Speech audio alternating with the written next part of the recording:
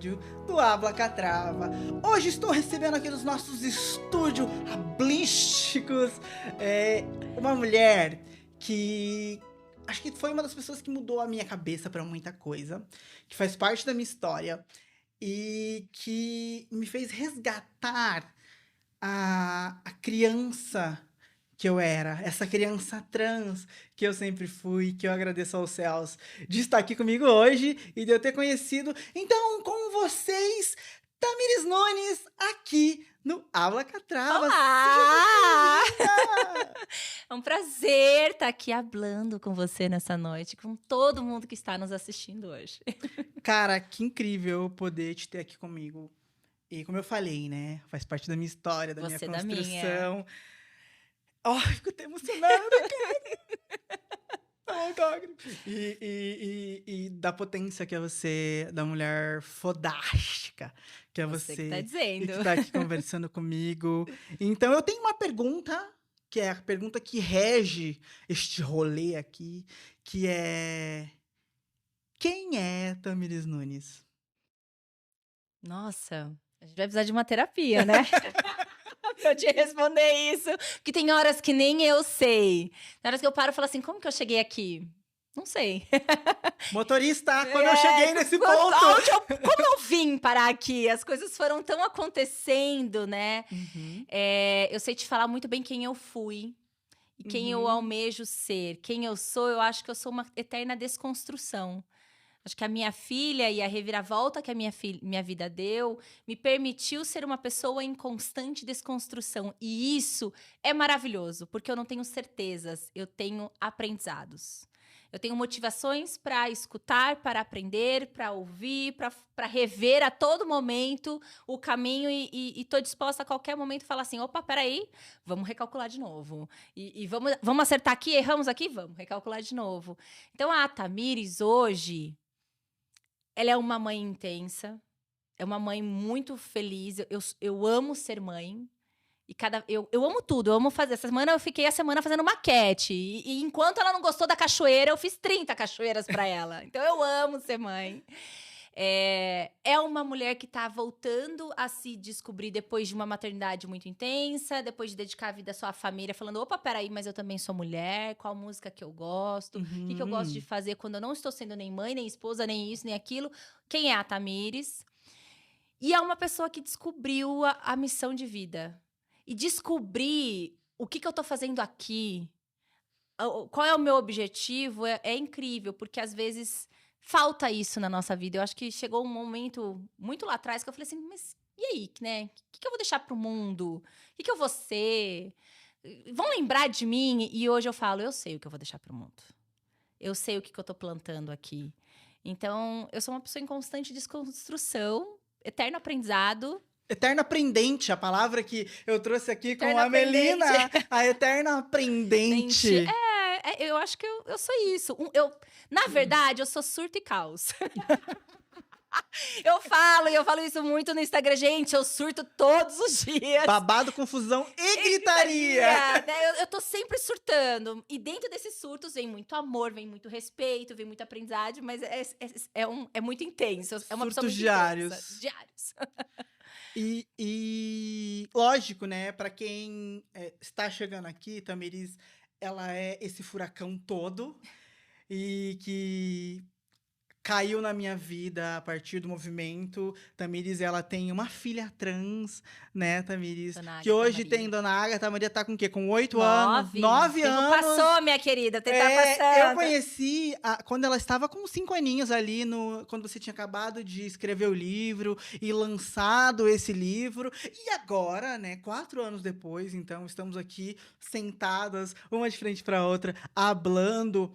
E como você também falou, que você viveu muito esse tempo ali em prol da sua família, e acho que às vezes a gente acaba deixando essa mulher de lado, porque você é uma mulher forte, uma mulher guerreira, uma mulher, né, da sua geração que está moldando, né, essa sociedade. Então, como foi para você se reconectar com essa mulher ali que você vinha não deixando de lado, mas assim dando outras prioridades para a família? Eu precisei quebrar. eu acho que eu precisei me quebrar inteira.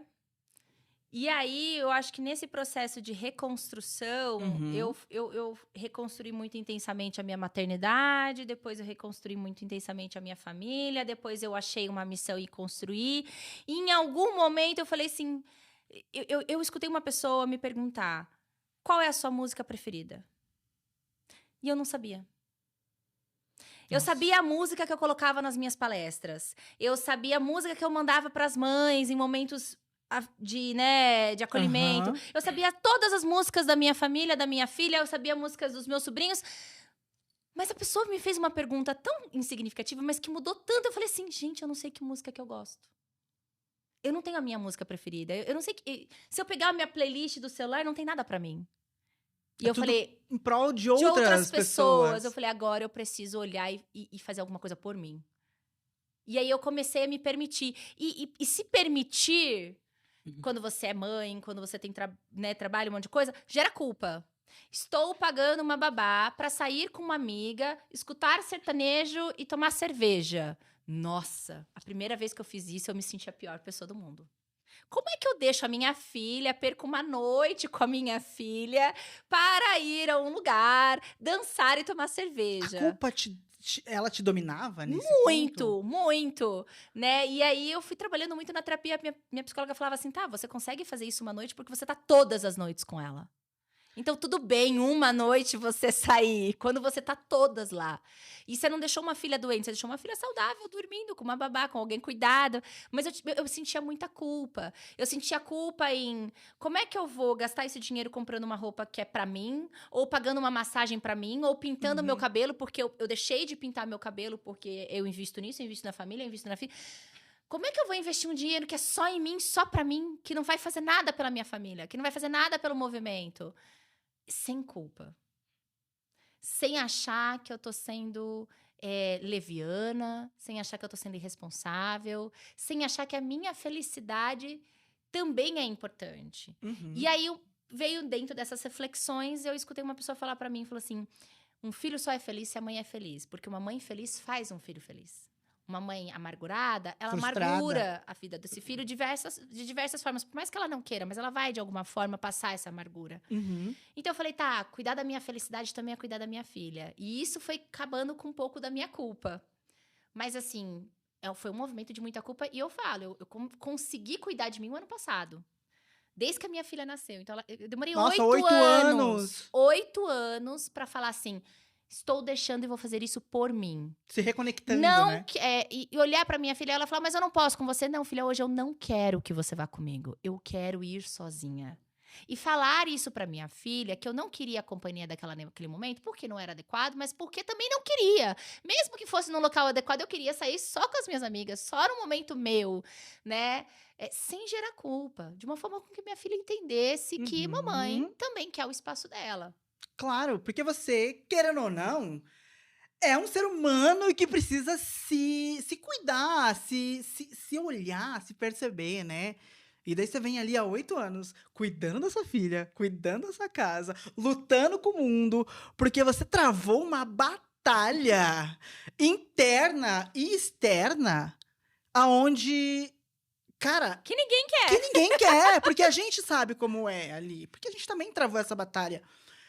Mas a partir do momento que você começa a travar essa batalha e você se esquece de quem você é ali nesse caminho, eu acho que faz você se perder muito ali. E eu acho que se reencontrar com você e saber, né, que você é uma mulher, que tem necessidades e que se acha linda quando faz uma coisa no cabelo, faz toda a diferença para que você possa lutar ainda mais essa batalha, né? Exatamente. Possa entrar em outras batalhas, né? E que faça você ficar mais forte para sua filha, né? E entender que a sua filha tá ali, tá bem cuidada, e que agora sim você pode se cuidar mais e se compreender mais ali dentro desse contexto. E se permitir momentos individuais. Em momentos em que eu sou eu. Momentos em que eu não quero ser mãe, eu não sou ativista, eu não sou nada, eu só sou eu. É só a Tamires. É só a Tamires. É só a Tamires. São só os meus sonhos, é um momento egoísta, é um momento único e é meu. E é pra mim. É pra me deixar feliz, é pra me fazer bem. Seja um momento em que eu tô pintando um cabelo, seja um momento que eu tô com uma amiga, seja um momento que eu saí pra dançar. Eu amo dançar e eu fiquei 8 anos sem sair pra Uhum. dançar. 8 anos. E isso não minimiza o amor, o carinho, o Não. afeto, a leoa que você é com a sua filha e com a sua família, né? Pelo contrário, quando eu danço, passo uma noite inteira dançando num bar. E assim, eu danço muito bem. Eu gosto de dançar de par e fazer as malas. Forrozeira. Ó. Sertanejo, bolero, dança de salão, eu danço tango, danço tudo. E eu amo. E quando eu chego no dia seguinte e eu saio pra dançar, eu posso dançar até a hora que for. No dia seguinte, 6 horas da manhã, eu tô levando a minha filha pra escola. A panturrilha tá doendo, a perna tá tremendo, mas eu tô levando tão satisfeita. Eu falo, não, tudo bem, essa ressaca valeu a pena, porque foi uma coisa pra mim. E aí eu tô levando minha filha pra escola com mais gosto ainda. E é gostoso se reconectar, né? É bom. É bom você lembrar quem você é, porque nesse caminho, as pessoas vão dizendo quem elas acham que você é. Ah, eu acho que a Tamires é isso. Ah, eu acho que... E quando eu fui me tornando uma pessoa mais conhecida, né? E por travar uma batalha até então que era muito calada, E silenciosa. por dar voz a uma coisa que ninguém queria que desse. E que ainda não querem. Muitas pessoas foram tirando as suas percepções sobre mim. Uhum. E chegou um momento. E assim, eu nunca liguei pra isso, mas chegou um momento que eu precisei gritar quem eu era. Falar assim, cara, vocês estão falando merda. Eu não sou isso.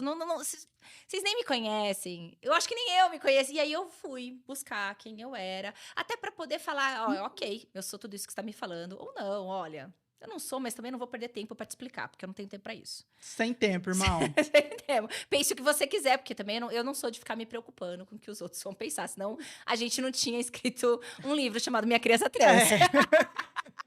E outra, se você se preocupasse, hoje nem teríamos Agatha Maria. Não. Porque todo mundo deu palpite, deu pitaco nesse percurso e te colocou pra baixo, se você parar pra ver, né? Nessa história que a gente tem ali. Se você ainda não conhece a história, compre o livro Minha Criança Trans. Ó, já tá fazendo uma segue merchan no Instagram. aqui. Já pode seguir e conhecer a história. Se você caiu de gaiato aqui, mas acho que a grande parte das pessoas que estão assistindo já conhecem a sua história.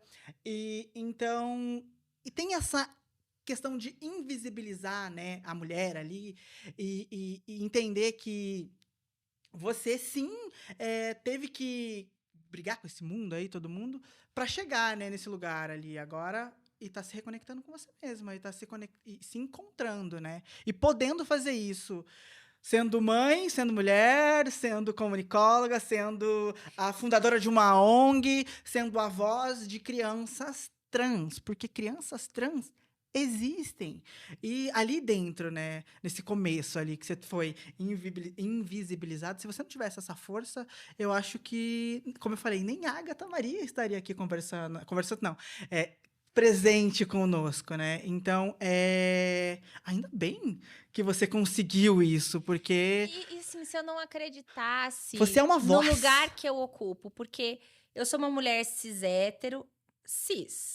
A gente ainda tá conversando a respeito. Eu acho que... A gente vai se descobrindo durante... vai pensando a respeito disso. Mas eu sou uma mulher... Então... Revelações bombásticas! Olha... Eu sou uma mulher cis hétero, branca, dentro do movimento LGBTI. Uhum. E diversas vezes eu escutei que eu não tinha direito de estar lá, que eu não tinha direito de ter fala, que eu não tinha direito de estar no movimento trans. Uhum. E se eu não soubesse realmente o que eu estou fazendo no movimento e o meu propósito, eu não estaria. E foi muito engraçado, eu estava numa assembleia legislativa no começo do ano, um evento de visibilidade trans. Tava com outras 2 diretoras da ONG. E uma delas... E a gente chegou cedo e eu peguei um lugar à frente. Eu ia fazer uma fala, peguei um lugar à frente. Uma delas vira pra mim e fala assim... É um evento trans. Será que a gente não senta lá no fundo pra deixar pessoas trans sentarem na frente? Eu falei, olha, tem muitos lugares. Claro. Todas as pessoas trans estão no mesmo hotel que a gente, tiveram o mesmo direito de chegar tão cedo quanto a gente chegou. E você tem que pensar que nessa cadeira que eu tô sentada, tá sentada a Agatha Maria. Eu sou representante legal dos direitos e dos interesses de uma pessoa trans incapaz, legalmente e politicamente, de estar aqui. Sim. Então, quando eu sento aqui, tem uma pessoa trans sentada. eu represento ela. Eu represento os interesses dela. Esse Eu não lugar é estou meu. sentada aqui com a minha cisgeneridade. Eu Uhum. estou sentada com a transgeneridade infanto-juvenil da minha filha. Você tá com o do seu filho e você tá com a da sua filha. Então, quando a gente ocupa um lugar, enquanto mães de uma criança trans que ainda não pode falar por si, nós estamos ocupando um lugar enquanto uma pessoa trans. Cara, eu tenho uma crítica a esse movimento que nós temos do... Ai, porque você não é trans... Sim, nós precisamos de aliados e entender quem são os aliados para que a gente não cometa o tal do fogo amigo, que é você fazer esse tipo de questão e implantar nas pessoas essa dúvida. Será que eu devo estar aqui por eu não ser uma pessoa trans? Mas você luta diariamente por questões que nem nós, pessoas trans mais que já temos mais idade, mais velhas, estávamos lutando naquele momento. Seria uma falácia muito grande, às vezes, em alguns momentos, as pessoas falam, não, a gente não estavam. Não estavam. Porque a gente tinha... Primeiro que a gente tinha medo de enfrentar essa galera que você tá enfrentando a duras penas. Porque eu falo pra você, eu tenho medo de enfrentar essas pessoas. Porque eu tenho medo por mim. Amiga, eu saí fugida da minha casa esse ano. Você tá entendendo o que a gente tá falando? Então, tipo assim, eu acho que esse fogo amigo que vem de algumas pessoas em querer falar, ai, você não pode estar aqui, você precisa estar aqui. Porque a gente tem toda uma geração se construindo a partir da Tamires ter dado a sua tapa-cara, ter custado a sua relação, muitas vezes com muitos familiares, no ambiente onde você morava, custado a sua paz de espírito, integridade física, custado você ter que fugir da sua casa, você ser hostilizada em lugares, receber ameaças. Então, para essas pessoas que fazem esse tipo de ataque, nós passamos por isso tanto quanto a Tamires. Então, a gente precisa entender que ela tá num lugar ali que a gente deixou de estar. E que ela está ocupando um lugar que a gente não ocupou. E que a gente precisa entender que a infância trans existe sim. E a legitimidade da mãe de lutar por um filho seu, né? Se uma mãe não puder lutar pelo seu filho, quem vai lutar? E dá Se eu não esse puder lugar. falar das dores que a minha criança passa, quem Uhum. vai poder falar? Quem tem mais legitimidade que eu pra falar onde que dói na minha criança? E quem mais do que você falar onde que dói em você? Exatamente. Na minha maternidade também, porque não é uma maternidade fácil. Eu fui denunciada no Conselho Tutelar mais de 10 vezes. Quase 8 vezes por pedofilia. Né? Nunca o pai dela foi denunciado. As denúncias vêm só no meu nome. Uhum. É a mãe que é denunciada, é a mãe que é hostilizada. E é muito engraçado porque hoje, quando chega a denúncia, os conselheiros não sabem quem eu sou, aí eu só mando o meu arroba. Falo, a gente vai seguir com isso? E daí eles entendem, né? Que não, Aí não eles tem... entendem que foi uma denúncia política, infundada, isso, aquilo. Falou, olha... Você vai continuar com isso? Tudo bem, eu tenho toda a documentação da minha filha, mas dá uma olhadinha no meu arroba e entenda por que essa denúncia chegou. Uhum. Não é por nada, mas assim, vamos evitar a fadiga de eu ter que me explicar mais uma vez o que eu já me expliquei tantas vezes, né? Porque as pessoas misturam a identidade com a sexualidade e aí acham que eu ter uma filha trans me torna pedófila, que eu faço sexo com a minha filha ou que eu permito que alguém faça. Então, as pessoas me atacam disso, de pedofilia, é o que eu mais recebo de hater. Né? E é tão absurdo, porque eu não tô falando de atacar a minha filha, eu tô falando de cuidado, eu tô falando de respeito, eu tô falando de amor. Ser atacada por amar, ser atacada por respeitar, dói demais. Dói demais. É difícil, né? É difícil quando você é hostilizado pelo respeito. Você fala, mas peraí, não deveria ser ao contrário? Eu não deveria estar sendo aplaudida? Eu não deveria estar sendo homenageada? Cadê? Cadê a placa de homenagem? Cadê essa porra? Vocês estão me atacando porque eu amo. Vocês estão me atacando porque eu escutei, porque eu respeitei. Bonito, então, são os pais pedófilos. Bonito, então, são aqueles que batem na criança, que mantêm cárcere privado, que obrigam a fazer uma faculdade que a criança não quer fazer. Bonito é isso. É isso que é bonito, é isso que é louvável. Não escutar, né? Os nossos filhos não são extensão daquilo que a gente quer, dentro daquilo que a gente é. Cara, eu aprendi isso com você, A sabia? minha filha, ela é a extensão de tudo que eu não sou, tudo que eu não queria pra minha vida e de tudo que eu não entendia. Que você não tem domínio sobre aquela vida, aquele ser, né? Porque o que eu acho que as pessoas não entendem, e é muito visível que as pessoas elas colocam um filho acreditando que o filho vai ser o que elas querem. E daí o que acontece? Quando a gente tem, né, as nossas. Nossos gêneros, de acordo com quem a gente é, os nossos pais se frustram, nos expulsam, nos machucam, nos, nos fazem o diabo. Porque eles tinham Idealização. uma idealização de algo que não era, e que aquele indivíduo ali, nós como os indivíduos, temos as nossas próprias vidas. E que quando a gente fala de crianças, as pessoas não colocam crianças como indivíduos, e sim como seres que não têm vontades próprias e que têm que fazer o que os pais querem. E daí a gente cria uma sociedade como essa agora, de um monte de gente frustrada, que não se conhece, que não se entende, que replica comportamentos e que destrói vivências, vidas, sonhos. E você faz totalmente ao contrário. Você dá voz à tua filha, você dá voz ao que ela quer, você entende que ela não é uma extensão do que você queria. Lógico que a gente pode dar o direcionamento, mas você fazer com que ela faça aquilo, não vai Eu acontecer. ensino que é certo ou errado, eu ensino caráter. Eu não ensino quem ela é. Eu ensino o caráter que ela precisa ter para fazer as escolhas dela. Né? Eu ensino o que é certo e errado para que ela possa me dizer, dentro do que é certo e errado, a escolha que ela quer fazer, o que ela entende por ser melhor. Uhum. Mas eu não vou ensinar para ela quem que ela é, né? Agora, a gente também não pode romantizar, Carol, porque esse processo todo, essa maternidade frustrada, ela dói. Com certeza. Ela dói pra caramba, não é fácil, sabe? Você abandonar suas projeções. Não vamos romantizar que é fácil, que é bacana. Não é fácil, porque a gente não é ensinado a amar um filho quando não nos resta nada. Uhum. Por que a gente não mata o recém-nascido? O recém-nascido, ele não tem feição, ele não ri pro pai e pra mãe, ele não faz nada. Ele caga, come, te priva de sono. Como a gente não mata? Porque a gente tem a expectativa de que um dia ele vai rir pra gente. Uhum. Uma hora ele vai abrir o olhinho. Uma hora ele vai andar. Então, essas expectativas é o que mantém a gente a cuidar daquele recém-nascido psicologicamente e aguentar a privação de sono, e aguentar a mudança de rotina. E aí, quando uma Porque traz expectativa... várias coisas, vamos dizer assim, que... projeções de coisas ruim, boas. E naquele momento é ruim. Pô, você perde o sono. Você muda a sua rotina, a sua vida, você dói, pare. Principalmente pra quem é pra mulher ou pra pessoa Nossa. que tem o filho que pare aquela criança.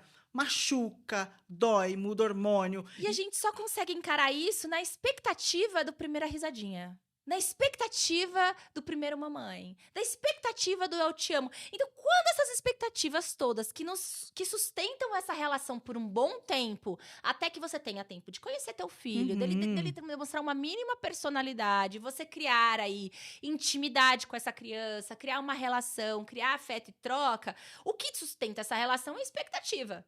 A expectativa do que eu vou viver. Quando todas essas expectativas frustram e quando não resta mais nada, quando você não tem mais sonho em comum com aquela criança, como é que você ama? Pô. Quando não restou mais nada.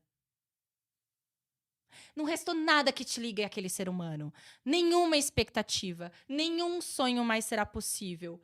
Nada te restou, nem o respeito que você tinha enquanto mãe te restou, porque ninguém ao redor te respeita mais. Como é que você ama aquela pessoa?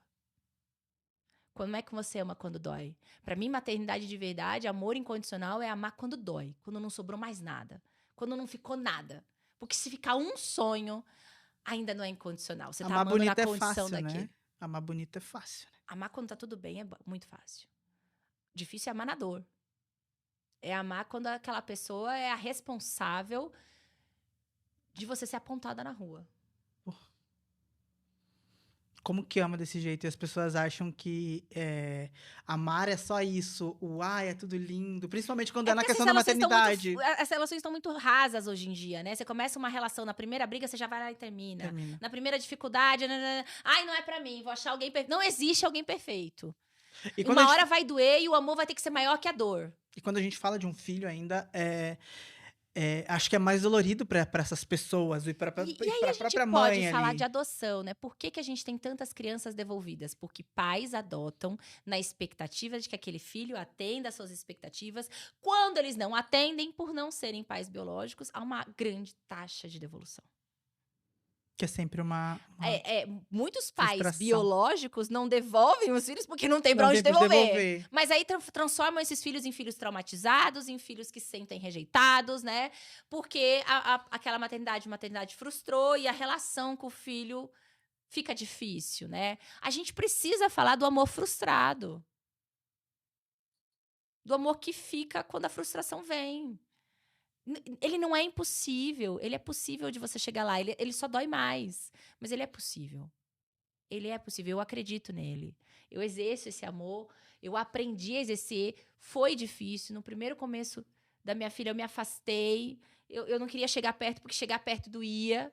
Uhum. Mas aí eu tive um dia, eu tive uma escolha. Ou eu vou me afastar para sempre, ou eu vou cada dia conviver com a dor até que ela suma. Até que eu aprenda. E você teve uma coisa que eu aprendi, que eu não entendi ali. A minha mãe sempre soube que eu era, né, quem eu era, mas ela nunca quis entender. E que ela fala, né, você sumiu e voltou de outra maneira. Tem o processo de luto, né? Sim. E você teve um processo de luto porque você teve um filho, né, um filho recém-nascido, com poucos anos de vida, que você viu sumir e dar lugar a uma outra pessoa, a uma filha. Como é esse processo de luto, assim, para essas pessoas? Como é lidar com esse luto? Eu achei que eu nunca mais ia ser feliz na vida, Carol. Eu cheguei num momento que eu falei, cara, eu nunca mais vou rir. E nesse processo de luto, eu fiquei deprimida, deprimidíssima. Eu passei dias sem tomar banho, porque eu não conseguia. Eu ligava pro meu psiquiatra, eu falava assim: eu tô pelada aqui no banheiro, a água tá caindo, eu não consigo entrar pra tomar banho. O meu filho tá morrendo ali na sala, ele tá morrendo num vestido. E é muito louco, porque as pessoas não conseguem entender. Eu falo assim: meu filho não tá morrendo no caixão, meu filho tá morrendo dentro de um vestido. Eu tô perdendo meu filho por laços, por brilhos e purpurinas, por chamar de filha. Mas isso não impede, porque eu nunca mais vou poder falar o nome dele. Eu nunca mais vou poder falar filho. E isso dói. Abandonar o seu filho, abandonar tudo que você sonhou com ele, abandonar a imagem afetiva, porque tem uma imagem afetiva ali que foi sendo Claro. construída. Eu cheguei num momento que eu achei que eu nunca mais ia ser feliz. De tanto que me doeu. Eu falei, ok, eu vou ser infeliz pro resto da vida, mas essa criança vai ser feliz. E eu, como mãe, tenho essa responsabilidade entre eu e ela, é ela. Porque eu botei ela no mundo. Ela é minha responsabilidade. Então, ok, eu fiz a minha escolha e encarei que eu pudesse nunca mais ser feliz. E foi um luto muito grande. E pequenos lutos são vividos, né? Eu revivi esse luto 2 anos depois, quando ela mudou a certidão de nascimento. Quando a gente foi na justiça e conseguiu... A hora que eu chorei. Eu chorei porque eu tava feliz por ela, porque era um direito dela, porque a vida dela seria muito mais fácil com os documentos dela retificados. Mas eu chorei porque eu não tinha mais um documento que comprovasse que meu filho nasceu. Mesmo sendo essa lugar mãe que luta, que batalha, que entende, que vai, tem essa questão do você pariu uma pessoa e agora você tem outra, né? Você veio, não outra pessoa, mas ali nesse contexto Eu você falo que eu colocou sou mãe de 2 crianças. você colocou aquela expectativa como a gente estava falando, Sim. né? E é difícil, né, fazer esse entendimento e ligar essas coisas, né? E parar para perceber que até as pessoas mais fortes, elas esmurecem. E é um processo individual para cada um, né? Veja, eu converso com muitas famílias. Teve mães que não viveram um luto tão intenso, viveram um luto menor. Teve mães que não viveram um luto, mas a grande maioria, mais intenso ou menos intenso, vive esse luto, vive esse momento de perda, esse momento de deixar.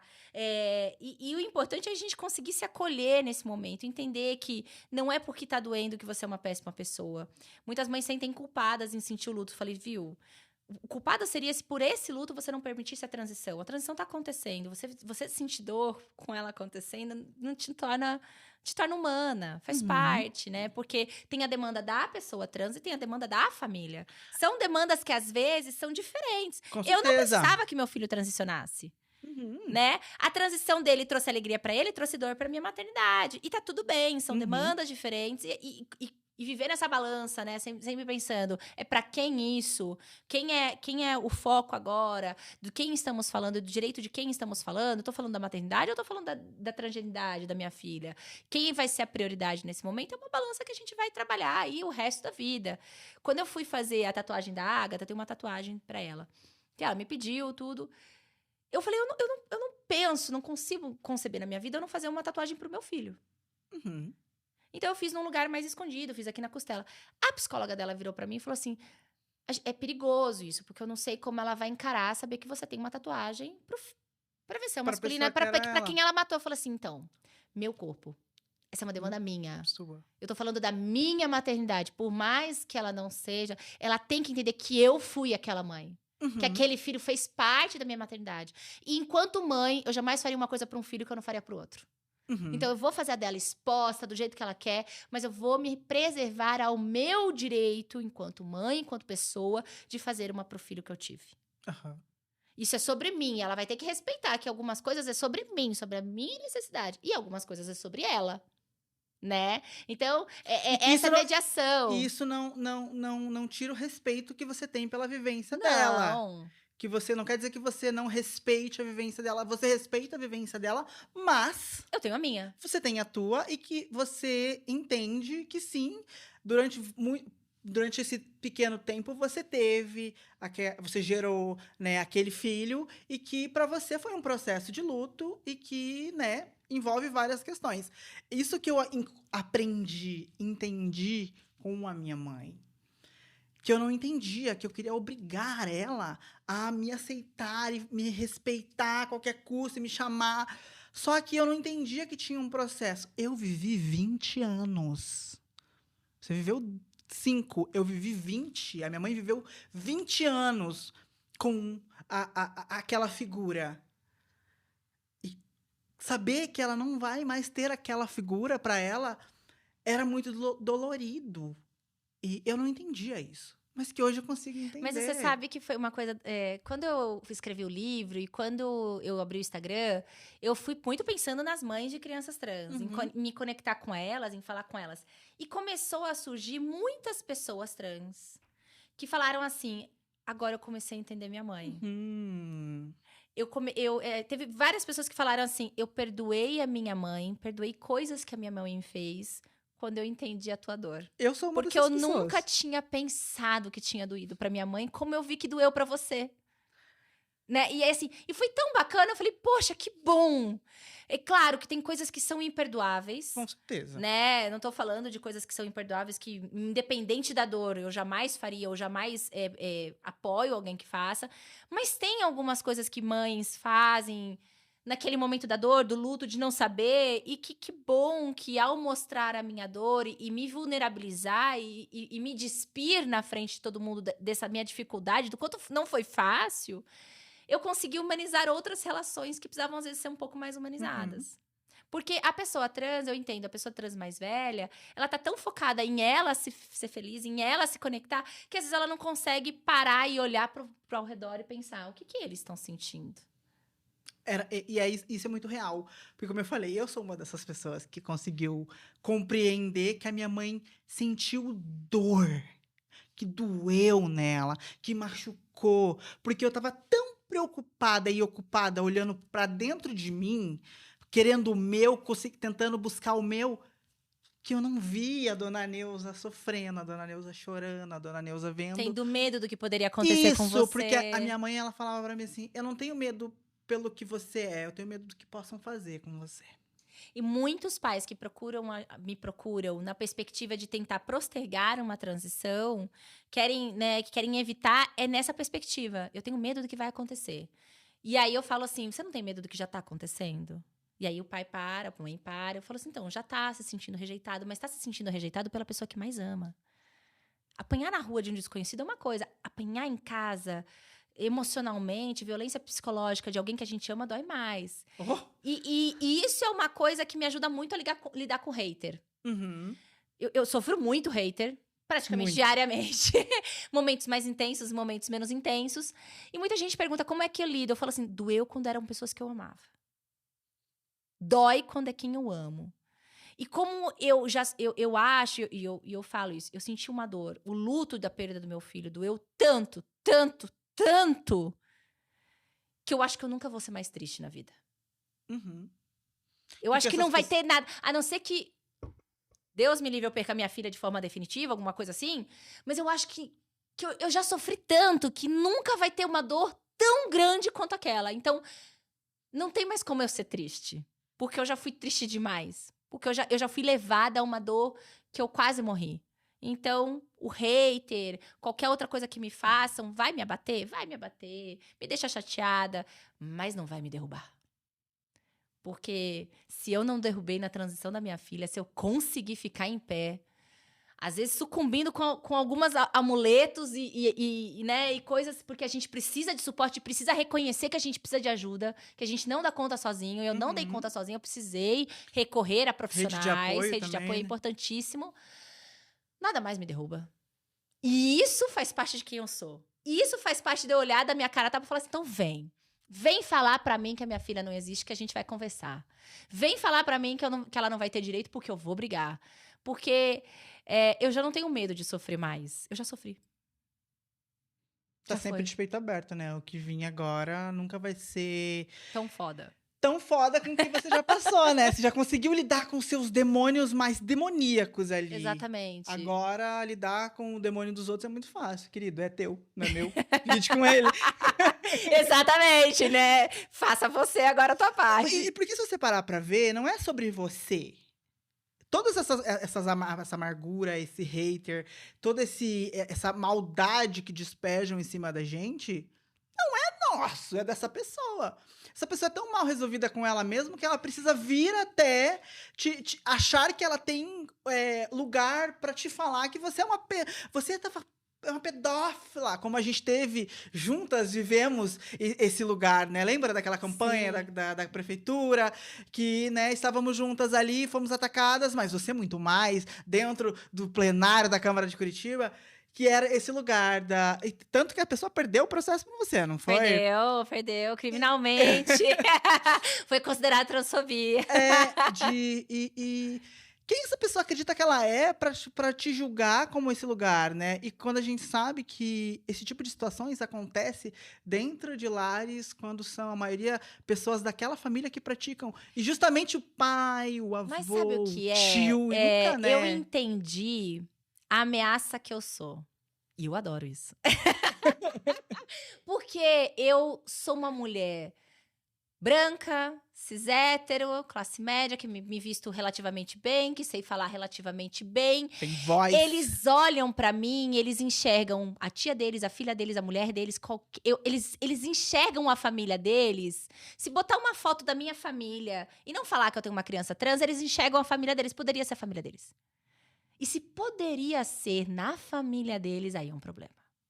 Porque quando vou ser muito sincera, quando é a travesti lutando pela travestilidade, quando é o gay, eles têm um distanciamento. Não, gigante. Mas isso não aconteceria. Mas o que acontece com uma mulher católica, que ia na missa todo domingo, e ela tá sentada do teu lado dizendo que criança trans existe na missa, compactando a hóstia com você? Ela põe em risco aquilo que você tá acreditando. Né? Então, assim, representa... Põe em xeque um sistema inteiro, exatamente, né? Põe em xeque a família tradicional brasileira. E eu falo, pode acontecer em qualquer família. Não é numa família disfuncional, não é numa família que falta Deus, não é numa família abandonada, numa família segregada. Acontece em qualquer família. E esse é o maior risco que eu represento para eles. A minha passibilidade, quem eu sou e a construção que eu tive de uma família. Eu venho de uma família muito conservadora. Né? A primeira pessoa trans, travesti que eu conheci foi minha filha. Uhum. Né? Então, assim, eu saio do lugar deles. Eu tava lá com eles. E dentro do lugar deles, eu virei uma infiltrada, né? Porque eu estou lá, mas eu estou com a bandeira trans. E aí eu ponho em risco tudo isso. Então, eu sei o que a minha representatividade hoje traz. E eu sei que isso é importante também para a luta. Trazer a família para a luta, trazer, sabe, o direito à família, o direito a afeto, o direito a acolhimento para a luta, é o que uma mãe traz quando ela vem para o movimento LGBT. Uhum. E daí, quando você coloca você expõe tudo isso, esse lugar que para eles é o lugar de controle, é o lugar onde eles têm o domínio, é o lugar onde eles exercem o que eles querem exercer, ruir, começa a cair por terra, porque daí eles pensam na cabeça deles, o meu filho, a minha filha pode vir a ser isso, e como que eu vou lidar? E daí eles não entendem que não precisa você demonizar isso, é só você entender e amar aquela pessoa. Porque ela não é uma extensão do que você quer que ela seja. Porque é muito sobre controle também, sobre você controlar a vida daquelas pessoas. Porque daí esse pai, essa mãe que criou essa idealização ali, é muito você querer o teu controle e poder colocar essa pessoa da maneira que ela quiser. E não funciona assim. Nós somos seres humanos que temos as nossas vontades, as nossas escolhas, os nossos... A gente sente. É pele, né? A gente sente, bate um coração, bate sentimentos, bate, né, situações em que a gente às vezes fala assim, cara, mas eu tô sentindo, né? E você ruir todo esse sistema para eles é dolorido, né? Porque daí eles não se vê com controle. Então, essa representatividade, né, quando a gente vem desse sistema, eu sei como eles pensam, eu sei como eles agem, porque eu pensava e agia assim. Olho para o meu passado de uma pessoa extremamente conservadora, não me reconheço mais, mas agradeço, ó. Obrigada, mas fica lá atrás. Obrigada até aqui, agora... Até aqui, daqui pra cá, que eu falo, né? Daqui pra cá. Eu assumo... Eu não mudei do 8 pro 9, eu fui do 8 pro 100, né? Pro 900. 900. Eu saí de uma pessoa extremamente conservadora. Uhum. E construí uma mulher de esquerda que hoje... Porque, assim, entender da pauta trans, entender de direito... Eu nunca tinha ouvido falar o que era direitos humanos. Aos meus 29 anos, 28 anos. Você vivia né? uma ignorância que te colocava no lugar de... E aí hoje, entender tranquilo. o que é direitos humanos, entender a pauta trans, não me fez só ser melhor para as pessoas trans. Eu sou melhor para os povos originários, eu sou mais consciente com coisas do planeta. Eu me tornei uma pessoa mais aberta para entender todas as pautas minoritárias, né? Para ter mais empatia com qualquer outra questão, para aprender a falar assim, opa, se eu não sei, eu não vou falar. Uhum. Opa, se essa piadinha já é o suficiente, se um já não gostou da piadinha, já é o suficiente pra eu calar minha boca, pra eu me desculpar, né? Pra eu falar, bom, eu não acho que eu fiz isso, mas se você que é a pessoa minoritária tá me falando, me desculpa, né? Então, assim, já me fez uma pessoa que olha como outro lugar, né? E isso é maravilhoso, isso é bom. É assustador ao mesmo tempo, porque todas as nossas certezas caem por terra, né? E a gente, às vezes, se segura em certezas para seguir a vida. E é muito engraçado que pessoas, quando acham que querem me balançar num diálogo ou num embate, elas falam assim, mas tem a chance da destransição. Porque elas querem pegar a única incerteza que eu tenho na minha vida, né? E eu falo assim, tá bom. Isso não me angustia. Porque a se escolha vier, não é... Porque não é uma escolha sua. Porque assim, é uma coisa que eu não tenho controle. Se vier... mas como vai ser? Se vier, a gente vai aprender a lidar como a gente aprendeu a lidar na primeira vez. E não é eu que vou escolher isso, não é eu que vou optar por isso, eu vou viver isso. Como? Não sei. Mas eu não me preocupo com isso. Eu não vivo pensando no que pode... Não, eu vivo pensando nas certezas que eu tenho hoje, que é a certeza que ela tá bem, que ela tá feliz. E é sobre essa certeza que eu trabalho. Mas isso pode... Tudo na vida pode mudar. Tudo. A vida, ela não é uma nada exatidão. A gente escreve em pedra. Então, ela se tudo pode mudar, ok. A gente faz o melhor com o que a gente tem hoje. Com o presente. Cara, e é muito isso, assim, porque amanhã... Amor, amanhã pode nem chegar. Eu posso estar morta. Esse planeta pode não ter um amanhã. A gente tá com uma guerra ali estourando aqui, ó. Os dinossauros que comeram os meteoros. Entendeu? Tipo, a gente tá com Elon Musk falando, querendo estabilizar a nossa democracia. Então, meu amor, esse amanhã pode não chegar. Você tá se apegando nisso? Vamos ser hoje, né? E outra, quem você é hoje, o ser humano que você se tornou, não vai deixar de existir se tiver essa questão, se puder acontecer essa questão. Porque hoje você conseguiu ser um ser humano melhor, empático, que entende, que aceita, que respeita, o que muitas vezes essas pessoas não conseguem entender, que é o respeito sobre o E outro. hoje, assim, Carol, eu comecei pela minha filha lá atrás. Uhum. Mas hoje eu trabalho 14 horas, não é por ela mais. Ela tá muito bem, obrigada. Se fosse pensar na minha filha, eu pegava a minha cidadania italiana com ela e ia embora. Pro anonimato. Mas assim, eu não consigo fazer isso porque eu penso em todas as outras que eu represento. Eu tenho 650 famílias na ONG, eu conheço todas. Eu sei a história de cada uma. E eu sei hoje a representatividade que essa luta que eu travo tem para pessoas que eu nem conheço, mas que elas me conhecem, que elas falam, que elas sabem. É muito engraçado, às vezes eu vou em algum movimento, a pessoa fala assim, você é minha mãe, eu sinto teu afeto, né? Eu tenho um carinho. Então, assim, Não é mais só sobre não a é Agatha. só sobre a Agatha, é sobre lutar por quem ninguém queria lutar. É sobre, honrosamente, me sentir representante de uma galera que era invisibilizada. De uma parte da vida de pessoas que ninguém queria falar que existia, né? Então, assim, vai muito além da minha filha. Vai muito além. Se eu fosse pensar só nela, em virtude das ameaças que eu sofro, em virtude do risco que eu tenho hoje político, eu ia embora. Eu viveria no anonimato. Mas não é mais sobre ela. E não é sobre mim mais, não é sobre o que eu quero, é sobre a missão que eu aceitei. E você pode achar, isso é maluquice. Dentro das minhas crenças, dentro dos meus valores, eu tive uma conversa com Deus e eu acho que ele me deu essa missão. E é muito engraçado, porque eu passei por muitas coisas na minha infância, na minha adolescência. Eu tive uma infância e minha adolescência muito violenta. Ao contrário do que essa carinha de Patricinha fala. Foi uma infância e uma infância e uma adolescência muito difícil. E em vários momentos da minha juventude, eu questionei Deus. Eu falei assim, por que eu tô passando por isso e fulano não tá? Por que a minha vida é tão difícil? Por que a vida de fulano não é difícil? Por que tinha que ser comigo? Por que tudo tem que acontecer aqui? Hoje, faz tão sentido. Eu falo, Deus foi engrossando o caldo comigo. Me deu tantas dificuldades na vida para eu chegar forte e poder encarar hoje as dificuldades que eu encaro com fortaleza. Claro, uma fortaleza que às vezes abre um buraco, dá uma rachadura e a gente vai lá e pinta, mas é mais fortaleza. Então, faz muito sentido muita coisa da minha vida eu ter aceitado essa missão. Desde o que eu passei na minha infância, de tudo que aconteceu, a eu falar assim, eu não vou parar, porque não é mais sobre mim. Não é sobre se eu parar, quem continua.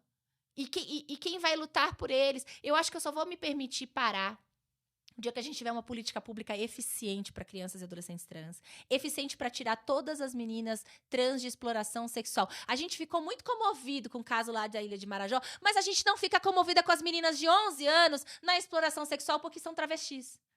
Com certeza. Então, assim, a hora que a gente se comover e tirar elas da exploração sexual e dar um lugar de acolhimento e reintegrá-las à sociedade, aí eu passo o bastão. Aí eu falo assim, agora eu vou descansar, galera. Fica por conta de vocês. Mas enquanto a gente não tiver uma política pública para as nossas crianças e adolescentes trans, não dá para parar. Independente do que eu tenho dos meus desejos pessoais, independente do que seria bom exclusivamente para minha filha.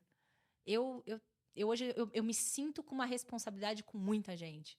Isso é pesado, porque muitas vezes eu queria não me sentir tão responsável, mas eu me sinto. Esse é um lugar que eu queria acessar. Seu, né? Como é para você ser essa voz? Como é para você ser essa representante de várias pessoas, né? Como isso te afeta? Como isso te traz? Quais as dores e delícias de estar nesse lugar?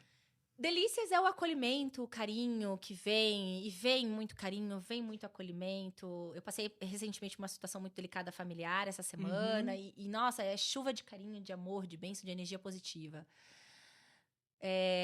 Eu tenho muito mais cuidado hoje ao falar alguma coisa, porque eu sei que eu posso ser muito positiva e levantar a pauta, ou eu posso dar um grande tiro no pé. Você ser, às vezes, a primeira, que nem a gente foi ano passado, né, para Washington, na Comissão Interamericana de Direitos Humanos, a primeira vez a falar historicamente sobre crianças trans na Comissão Interamericana de Direitos Humanos, eu podia ou levantar a pauta lá para cima ou casar uma grande merda.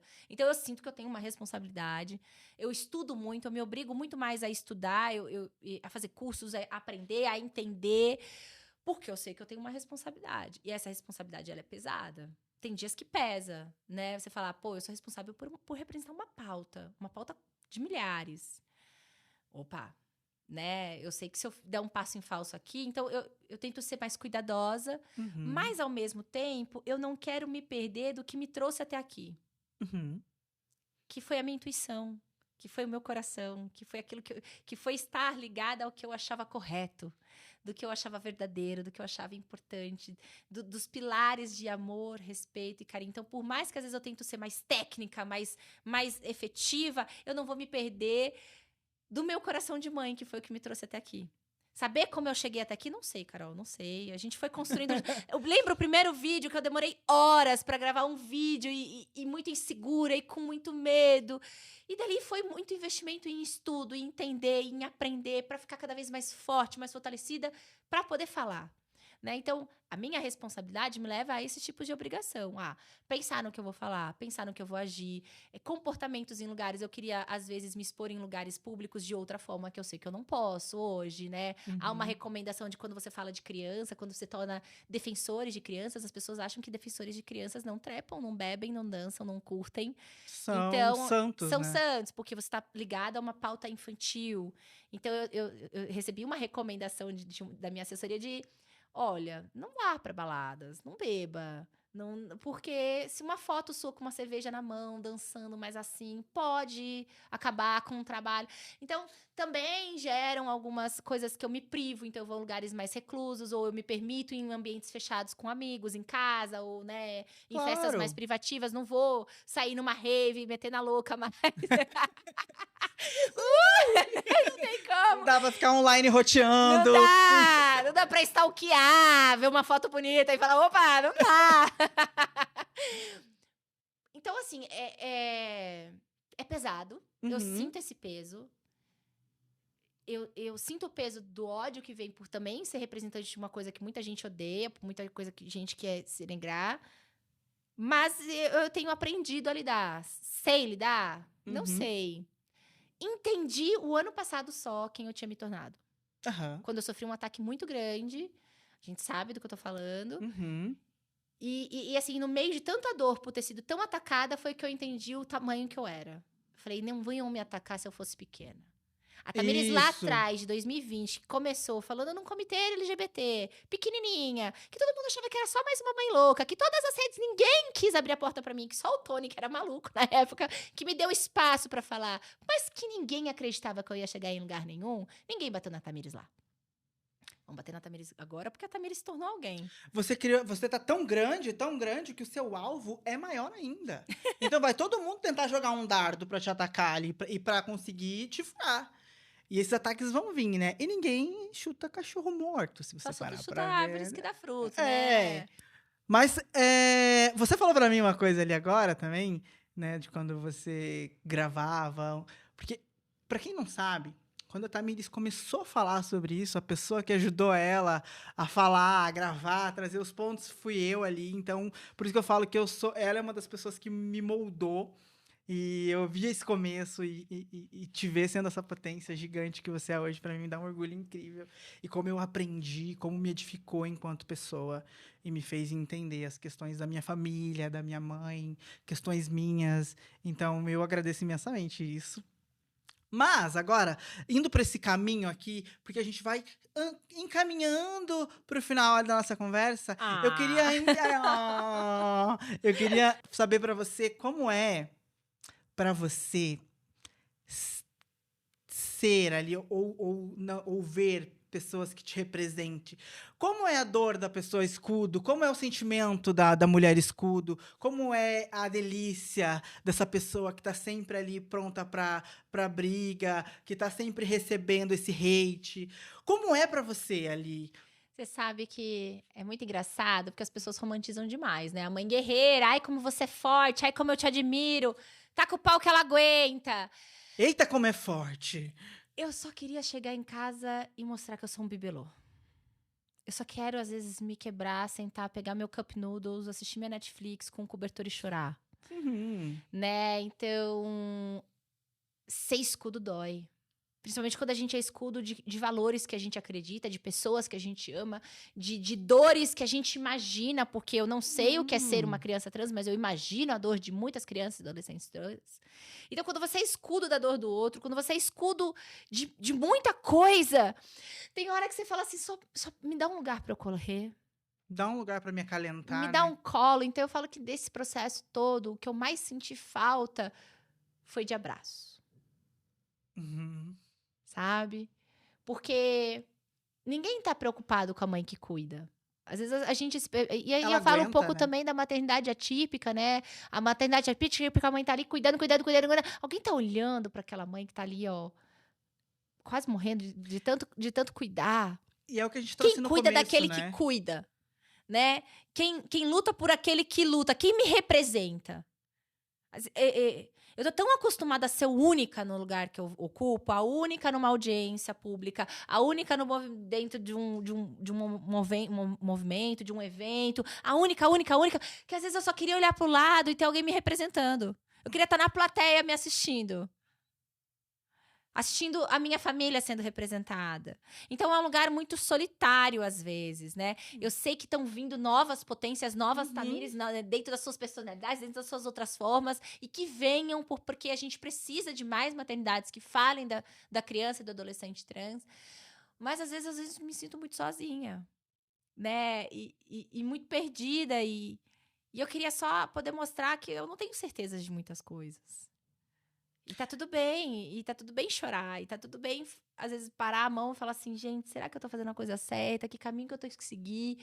E é muito engraçado porque quando acontece alguma coisa, que nem aconteceu o PL lá do banheiro, das Aham. crianças trans, o meu telefone pipocou de muita gente me perguntando o que a gente vai fazer. E eu só queria poder responder para as pessoas, eu não sei.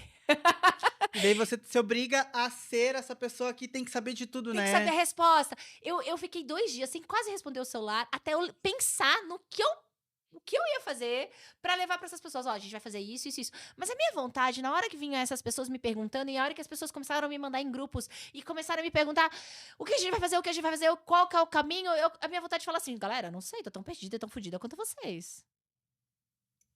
Mas eu não podia fazer isso. Porque eu entendo o meu lugar de representante.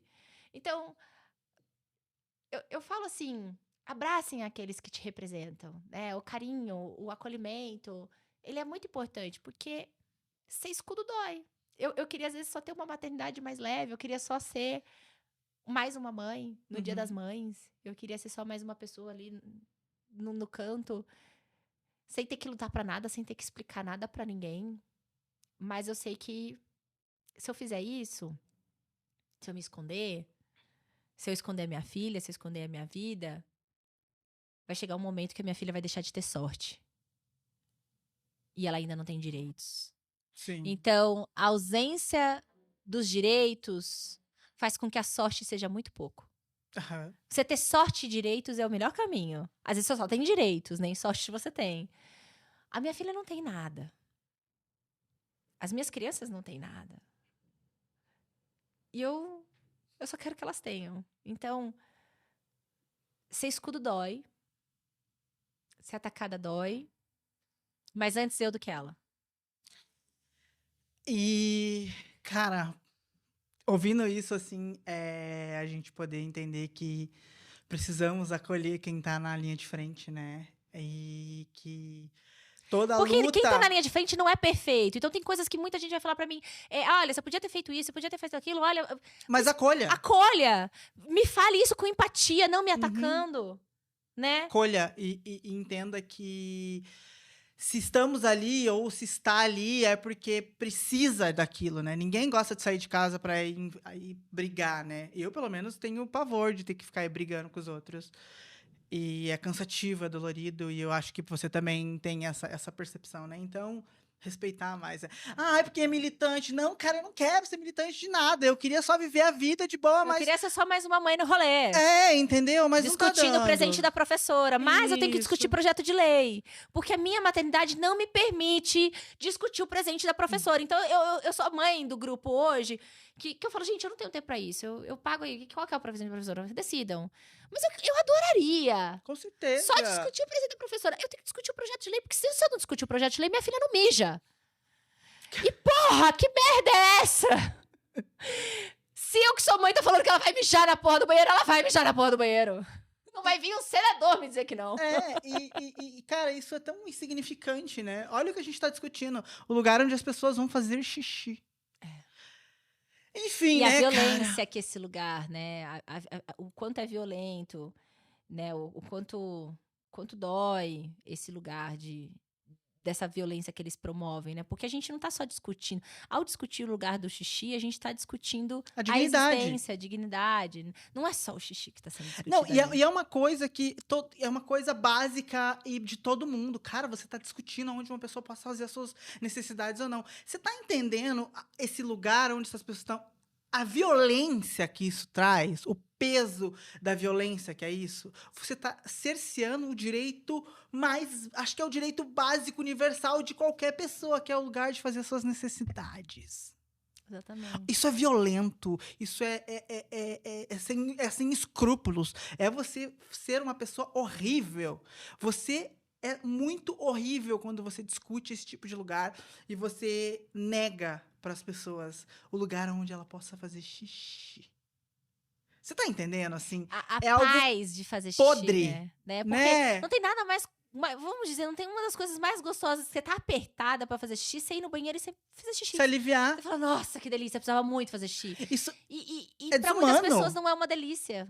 É É preocupante. Por exemplo, toda vez que eu vou preocupante. num lugar público, a minha filha, quando ela opta em fazer xixi em pé, eu morro de medo. Porque dá pra ver o pezinho dela virado. Uhum.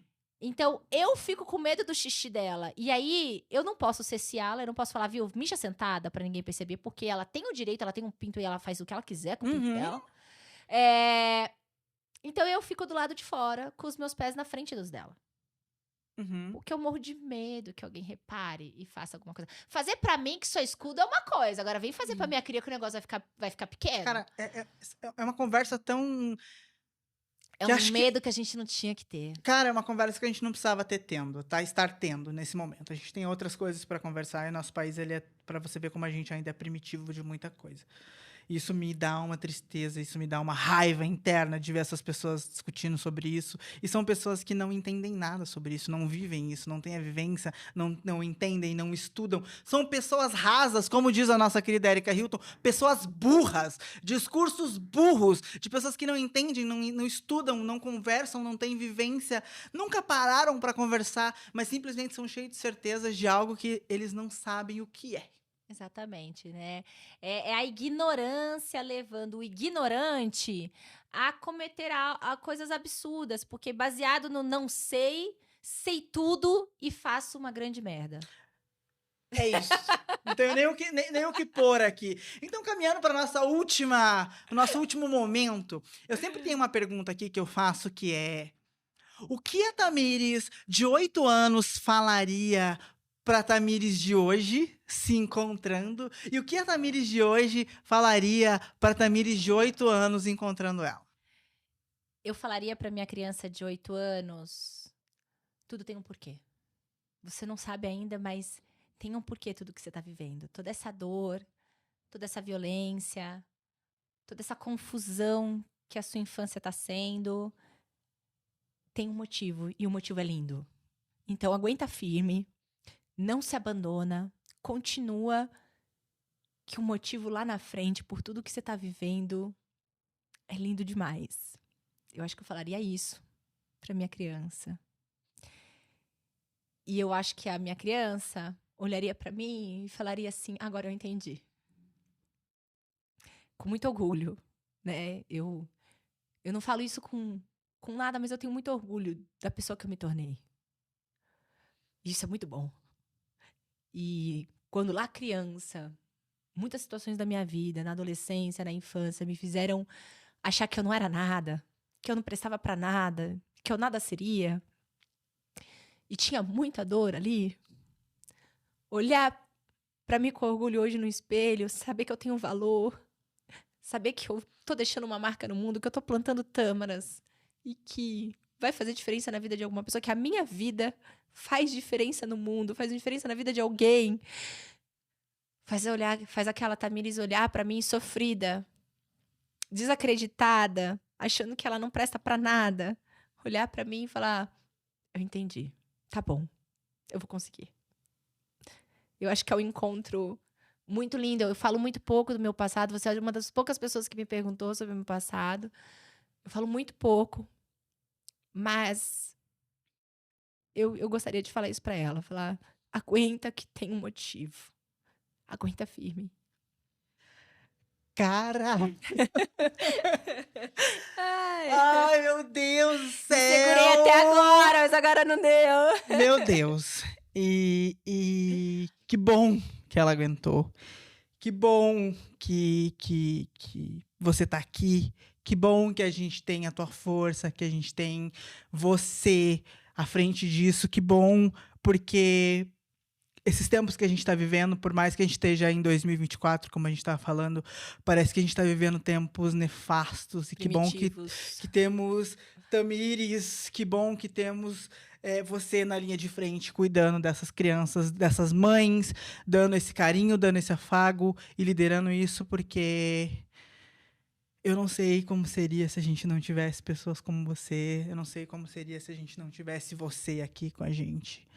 Então, eu agradeço em nome da minha vida, da minha vivência, da minha comunidade, das vozes que às vezes a gente representa desse lugar. Então, muito obrigado por ser essa mulher foda, fodástica, que é que eu falo. É isso. Quando eu falo pessoas fodásticas, é isso. Uma pessoa muito foda, que é fantástica e que consegue fazer muita coisa e que consegue ser multitarefas funcional e ser esse ser humano incrível que entende, que acolhe e que ama incondicionalmente. Muito obrigado. Obrigada. E assim, obrigada por você me ajudar. Porque talvez se você não tivesse me encorajado lá atrás, eu não teria feito o primeiro vídeo. Nem o segundo e nem aprendido a fazer. Se você tivesse me ensinado a legendar pela primeira vez, eu não teria legendado. Então, eu sou muito grata. E eu sei reconhecer muito quem foi me ajudando a chegar até aqui. Você faz parte da minha história, faz parte da minha construção. E por isso eu fiz questão de estar aqui. É um prazer enorme, muito sucesso, muito brilho pra você, porque você merece, você sabe que você mora no meu coração. E eu jamais vou esquecer tudo que você me ensinou e tudo que você me ajudou a me tornar quem eu sou hoje. Eu não cheguei aqui sozinha. Eu cheguei aqui com muitas mãos. Foram muitas mãos me lapidando, me ajudando, me construindo. E ainda vão haver muitas mãos. Com certeza. E a sua mão faz parte da minha história. Obrigada. Obrigada. A palavra que nós temos é gratidão. Gratidão, gratiluz. Gratidão, gratitude. Gente, a gente vai terminando esse episódio que podia ser... Olha, ela tem um compromisso de me fazer voltar, tá, gente? Cobrem ela pra que eu volte, porque eu adorei. Muito obrigada. E que vamos ter outras partes. E é isso. Ficamos por aqui. Agradeço a sua audiência para você que está assistindo a gente aí. E não perca o nosso próximo Habla Catrava. Até!